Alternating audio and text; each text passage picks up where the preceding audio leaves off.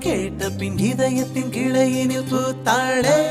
அடி முதல் நுனி வரை அவளது நினைவுகளாக அழகாய் தொலைந்தேனே